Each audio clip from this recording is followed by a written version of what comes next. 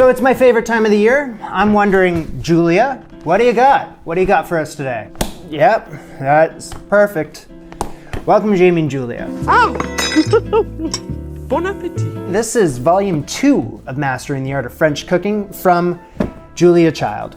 And yeah, I know this book has been getting the cold shoulder as of late. It's taken a backseat to volume 1. But volume 1's my favorite. Well, it's just because I know that one better. And this one is always a bit of a mystery to me.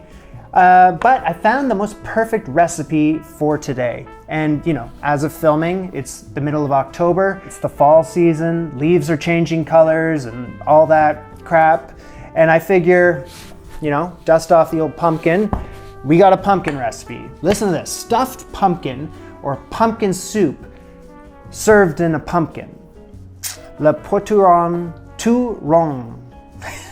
Which one am I gonna make? The stuffed pumpkin or the pumpkin soup? And I looked at the pumpkin soup here. It says it's using the same ingredients except replacing just a couple things. But more or less they're the same thing. So I figure, you know, why don't I make them both? So I needed a 6 to 7 pound pumpkin for the pumpkin soup. And what is this? Like a 4 pound pumpkin for the stuffed pumpkin. I bought these suckers off like a vendor on the street. So I think washing them would be wise. Now, when it comes to this recipe, what I'm doing today is, since I'm making both of these things, I need to double everything that I'm looking at. So for example, if it says 3 ounces of fresh white breadcrumbs, I need 6 ounces. And that's exactly what it says. Now this bread is super fresh. It's fantastic. That's what she says here, fresh white breadcrumbs. I interpreted that as just buying a fresh loaf of bread, and then I'm just spread these breadcrumbs into a roasting pan. I might use 2 pans, honestly. Yeah, I'm gonna use 2. So these need to go in the oven, 300 degrees Fahrenheit for 15 minutes. I'm gonna be like jostling them around while they're in there. They need to dry out. I've made jack-o'-lanterns as much as the next guy, so I know the deal here. I need to make a little cap. It's gonna be 4 inches in diameter. Thing with these like sharp Japanese knives is yeah, they're very brittle. So it's just like you have to be really careful when you're cutting out your cap to your Julia Child pumpkin. I feel like if I get it stuck in here, it's just gonna break it, snap it, which would not be ideal. Oy! Breadcrumbs are done. Oy! Damn it. So I'm just removing the stringy material and the seeds from these bad boys. Someone's gonna say, well, save the seeds, make pepitas or whatever. It's like, yeah, maybe. Not in this video though. But we've addressed the subject. Okay, that's really all I can do by hand. It's quite the mess on the floor, Jamie. Breadcrumbs and pumpkin seeds. She says using a grapefruit knife or ice cream scoop. I'm just gonna use the old, just a spoon. Just a regular Joe Blow spoon.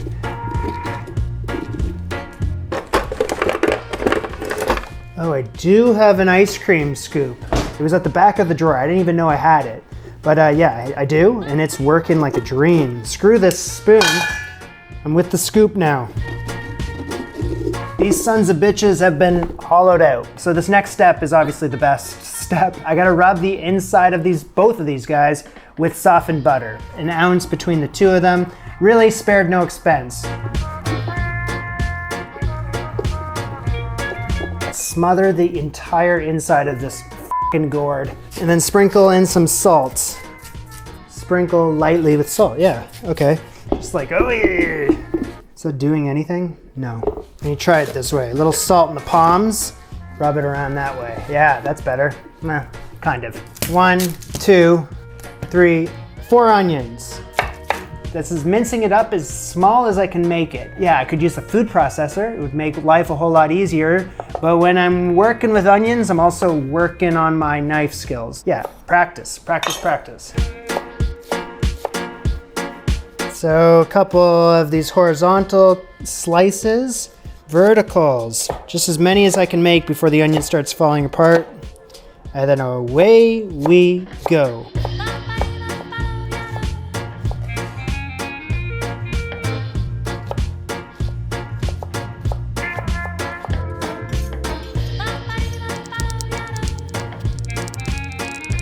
And then 1 community mince. That's as far as I'm gonna push it today. You know, you could do more. You could probably mince that up even finer if you wanted to. 4 onions minced up, and my tears are minimal today. Minimal. But I did a little kitchen hack. I soaked a kitchen towel and I had it in front of the cutting board. And then supposedly, like anything that's supposed to go in your eyes from these onions, it goes into the kitchen towel instead. Well, for the most part. I mean, you know, I still got a little teary-eyed, but it's been an emotional day. Since it's so many onions, check out who's making an appearance today. Big Bertha. We've missed you. Okay, just to confirm. Yes, okay. Double the fun.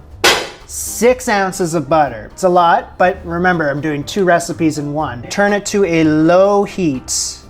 Low heat. Melt the butter. Onions into Big Bertha. I gotta cook these slow. That's a lot of onions. I gotta cook these slow for until they're tender and translucent. It's gonna take around, what, like 10, 15 minutes? Might take a little more because this is a lot. You just wanna make sure everywhere's getting a little heat, right? So I gotta keep this moving. Obviously the pan is bigger than the burner, so yeah, just keep it moving. K-I-M, Kim, I don't know, Kim. So let's bring the breadcrumbs over here. They have dried out. They feel like breadcrumbs. They do. 6 ounces, 170-ish grams of breadcrumbs. Homemade style.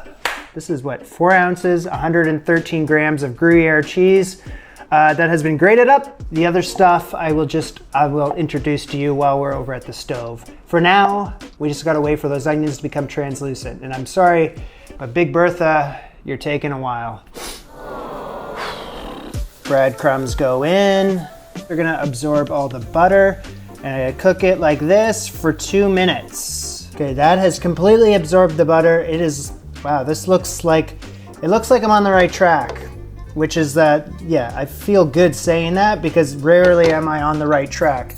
So I'm gonna add in the first time I've ever used this in the history of my life, half a teaspoon of ground sage. Yeah, sage. Never ever use this ever. Pinch of salt.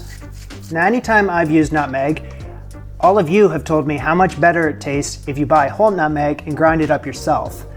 So this one's dedicated to you. There's whole nutmeg, and I've never done this before, but I have a microplane and I just need a pinch of it. Cool. Add a little bit more nutmeg, you know? I'm not driving. Oh, right, and since I'm doubling the recipe, I should add more salt too. Actually, all that nutmeg I used makes sense because I'm doubling the recipe, I forgot. I'm gonna take that off the heat. Add in my Gruyère cheese. Mix that all together, man. I mean, this looks like a taste of heaven right here. We have reached the fork in the road. I have to separate this half and half. Bowl me, please. Thank you. Yeah, that's great, but I'm gonna need a bigger one too. Yeah, perfect. Yeah, because I'm gonna need the 2, right? All right, so I need to find out what this all weighs in total. Hello. That's 938 grams. What's 938 divided by 2? I'm sorry, I failed math. 938 divided by 2 is 469. 469. That has been divided in half, and we return to the pumpkins. So half the mixture into this one. You go in here, 473 milliliters, just under 2 cups of heavy cream into the first pumpkin, because this is gonna be the stuffed pumpkin. Double check the recipe that you're even doing this correctly, so that the mixture comes to within ½ an inch of the pumpkin rim. It's a lot of heavy cream, my friends. So that pumpkin is just completely full of like a whole carton of cream. Rock on, ½ an inch to the rim. I mean, that's as close as I'm gonna push it. Should I just keep going a bit? What is considered the rim here? Okay, I think I'm fine with that. Lay 1 bay leaf on the very top and put the cover back on. I have a feeling it's gonna go right through into the cream. Be careful, man. That's what I was afraid of. Nestle it ever so gently on the very top like that. Into the second pumpkin, I'm gonna add in chicken stock until it's like, till it's filled to the brim. Please be enough, please be enough, please be enough. Big old beautiful bay leaf on the very top as well. Put the cover back on top. Oh! Okay, don't fill it up as much as I did. Okay, lightly buttered baking sheet. All right, pumpkins. 2 pumpkins. Okay, I think it would be nice just to keep that on there so we know what we're looking at. So let's get this into the oven. 400 degrees F. Whoa, that is heavy. For an hour and a half to start. And then we'll go from there. That is so heavy, man. Oh, the top fell off. So this one cap here will not stay on top of the pumpkin. It just keeps sinking. It's a sunken cap. Forget about it and put tinfoil in its place instead. So after an hour and a half, I'm gonna turn the temp down to 350 F, and for another 30 minutes, I'm gonna bake these until they're tender, but they still gotta hold their shape.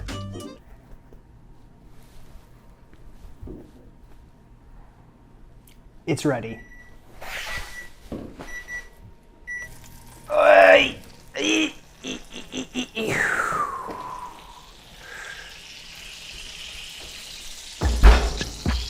I gotta figure out how to get these off the pan. I didn't think that this would really be an issue. I didn't really think this far ahead, honestly. It's like caked on there. Just figure out what my end goal is here. Where am I putting these pumpkins?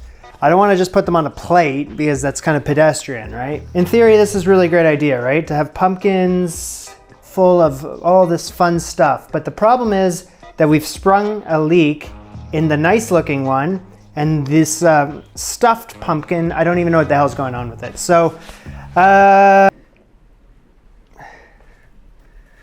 oh, we sprung a leak. No. You see, it's split. We learned that it's very fragile, and if you put it on a pan to cook it, you better figure out a way to get it off. Problem is I don't think I can get this one off the pan either.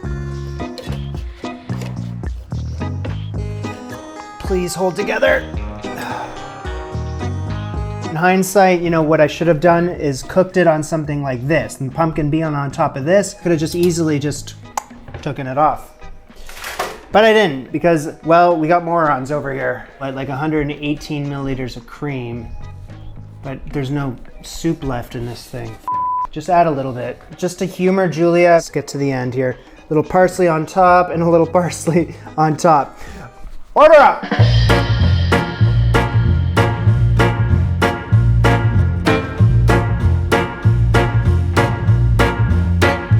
Number of different ways I can serve these things, but I think I'm just gonna keep them as they are and eat them as they are presented.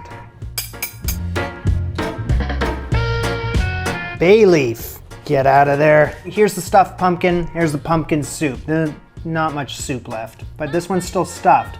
You just take a spoon to the side of the pumpkin, and you get some of that pumpkin flesh in there, mixed with the filling. Wow.